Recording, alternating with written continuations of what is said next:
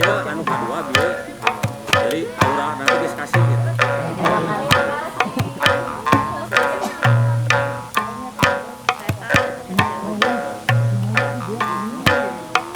Berbeda tuh Mas Ima yun.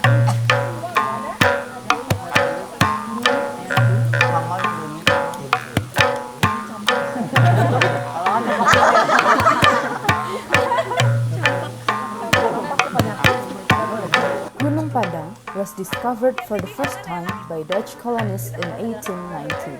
Lampegan train station was the only access to reach Gunung Padang. This station is also known as the oldest train tunnel in Indonesia, which was built in 1879 to 1882. Back then, it was used to distribute logistics, spices, coffee beans, and tea.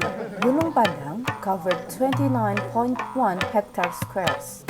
The structural rock of the mountain is basalt rock or ancient volcanic rock. Some researchers argue that this mountain could have had a religious basis.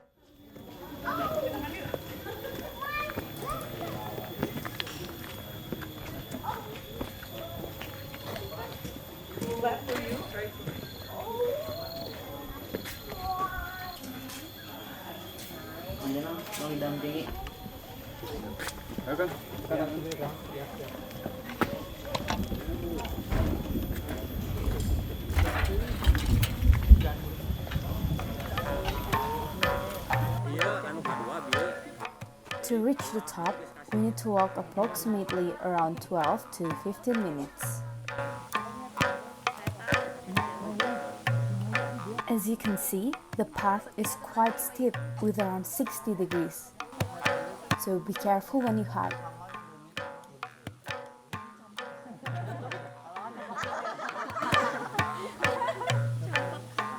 Even though it's a bit challenging, but it's gonna be worth it when you reach the top.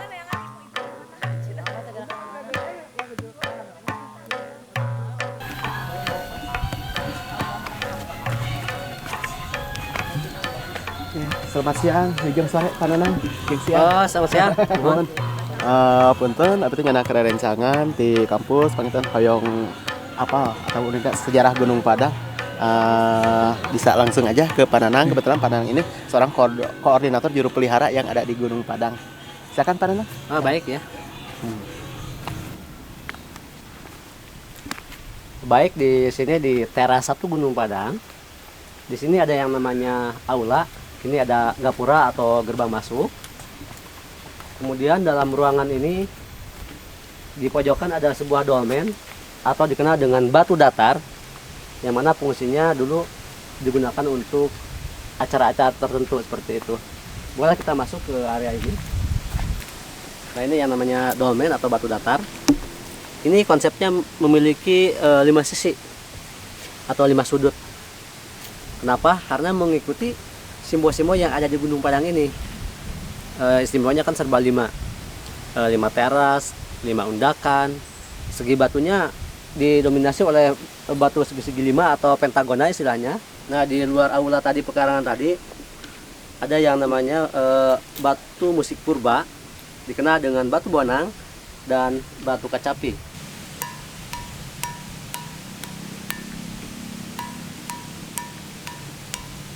Kalau dimainkan seperti ini.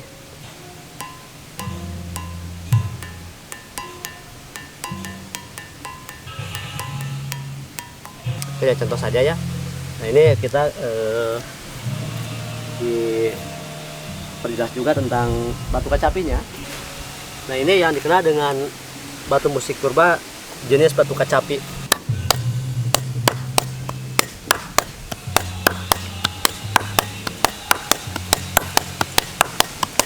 Nah, mungkin itu yang saya sampaikan yang di teras 1.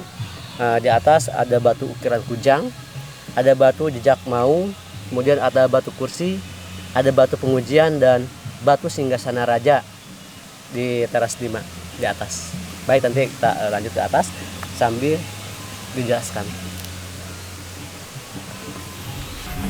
Baik, sekarang posisi kita ada di teras atau tingkat kedua Gunung Padang. Kita lanjut ke teras 2.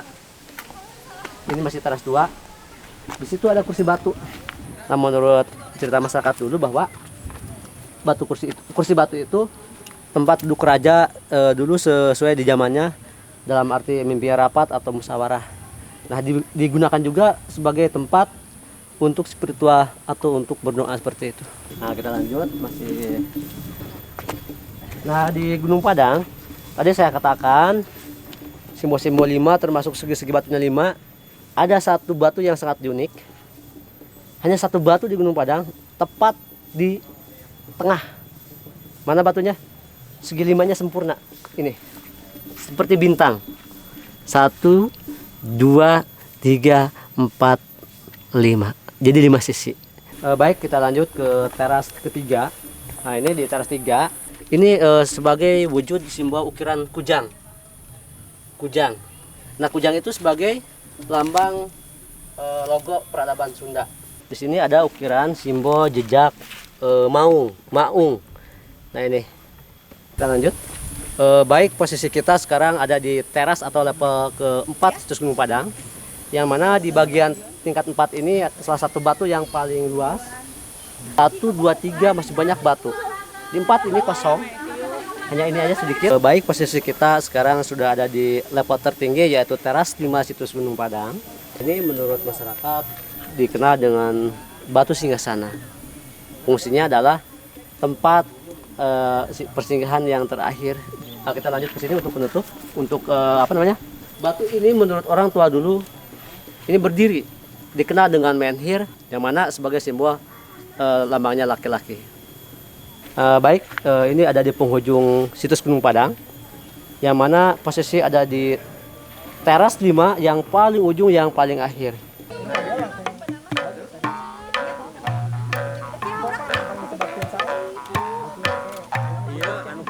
Karinding yang ini namanya celempung. Nah, karinding ini fungsinya diperkirakan pada masa lalu itu adalah sebagai pengusir hama. Kayak yang mudah, ini tapi susah. Jangankan berirama, bunyi pun susah kalau belum biasa seperti itu tambahannya.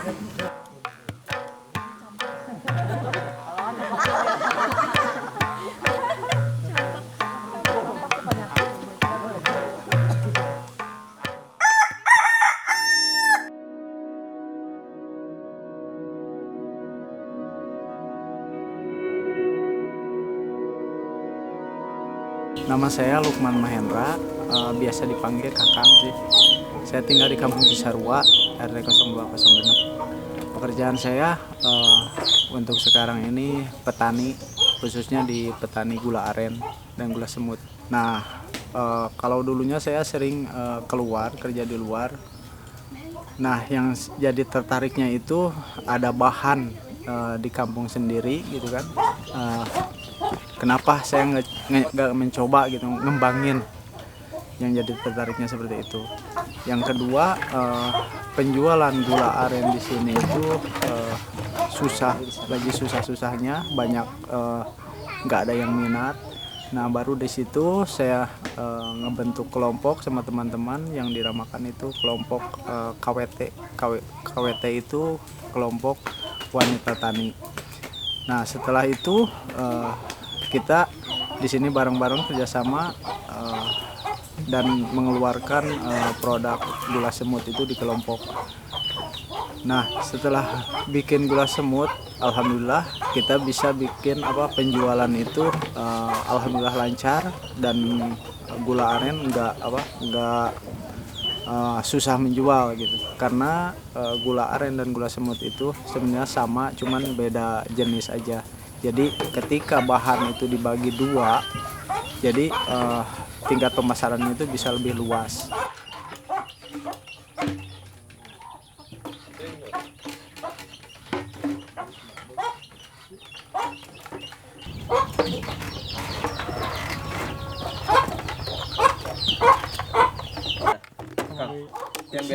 The container of the palm sugar nectar is called lodong, and the extraction is always done 2 times a day, in the morning and in the evening.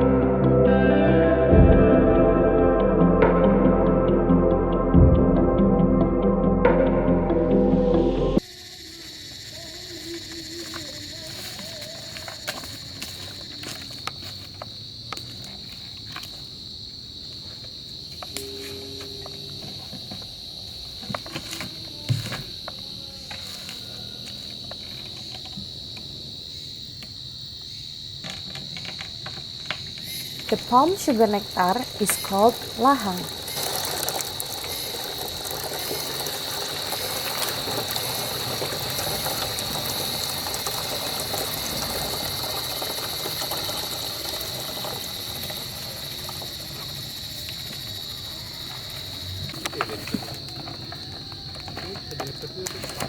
Oh, ini kedua Pak. Pindahin posisi ke sini ya.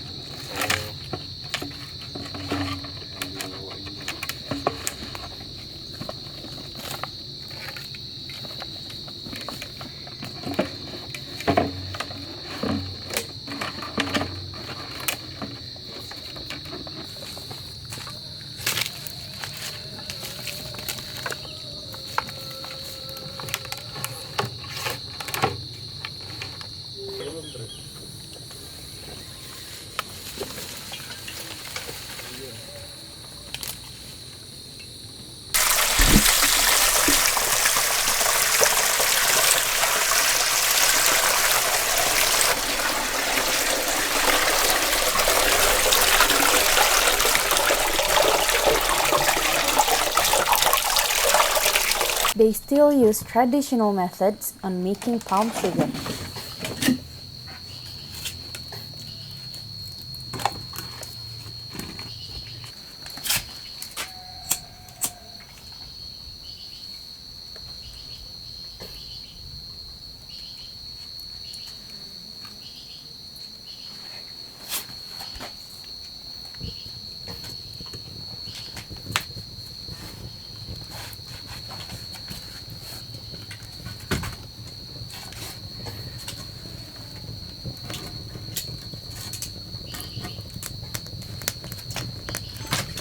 Kan namanya masih cair, cuman namanya udah jadi wedang. Tapi nanti belum bisa dikonsumsi.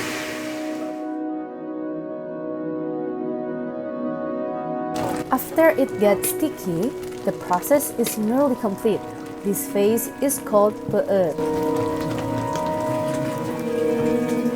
Udah matang nih. Udah matang. Berarti ini udah mau diangkat nih kan? Iya. To test the quality of peut, if it's floating, peut is in good quality.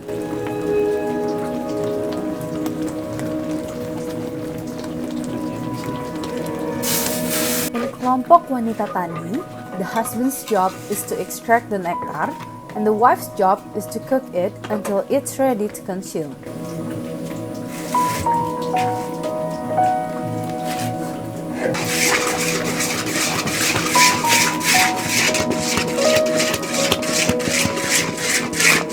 Palm sugar is cooked. It took around 5 to 10 minutes to cool it down. Palm sugar farmer only produce 5 kilograms per day because of limited resources and traditional methods.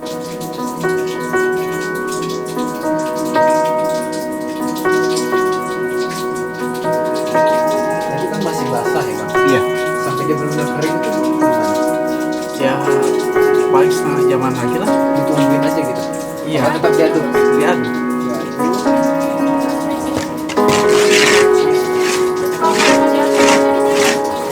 Bawahnya aja udah keras.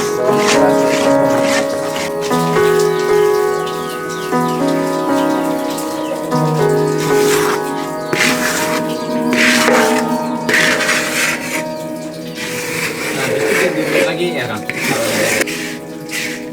Oh gitu udah mulai mengumpul ya.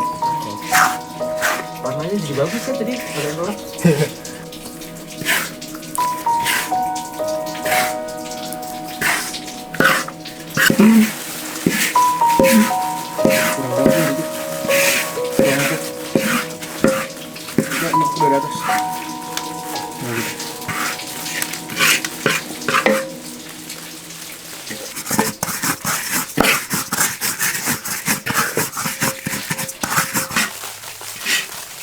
Komuni cara itu ya kan?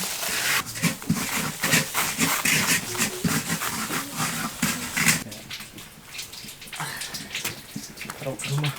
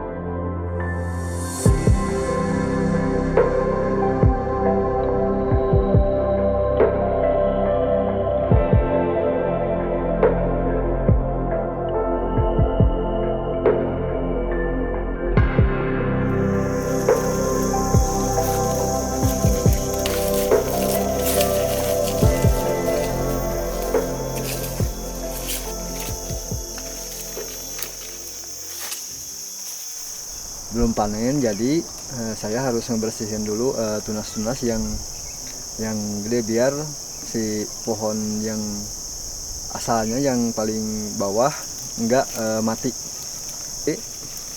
Dan kopinya biar hasilnya bagus. Kalau tinggi kan kurang bagus.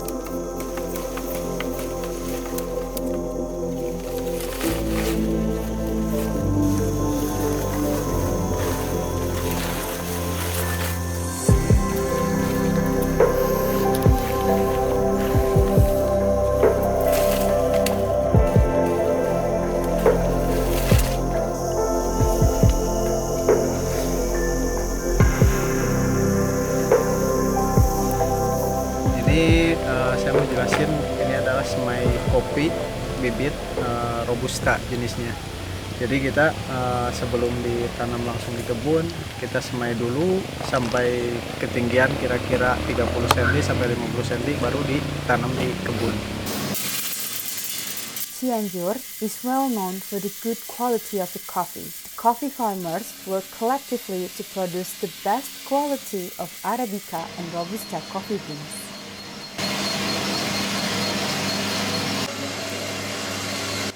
The farmers pick the coffee cherry once it's ready and turn into red color, and then they wash and dry it before they begin to roast the coffee in the roasting machine owned collectively by the community.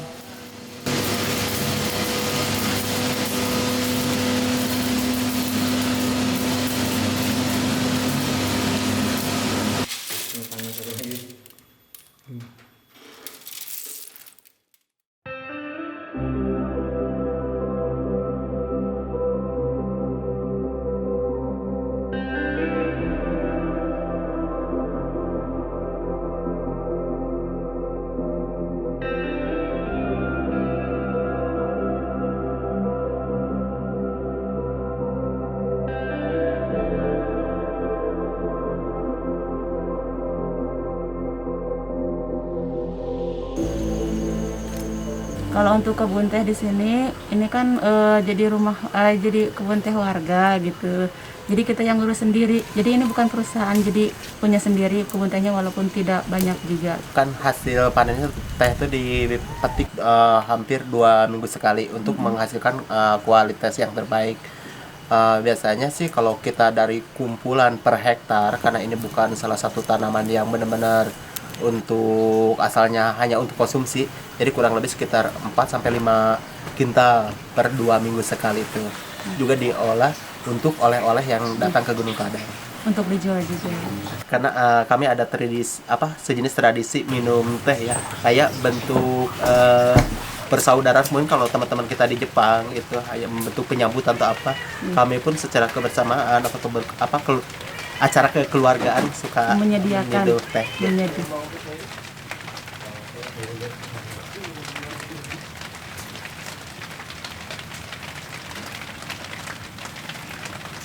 The tea is processed with traditional methods. They roasted the leaves with clay pot and firewood. It gives a smoky and original taste of the tea.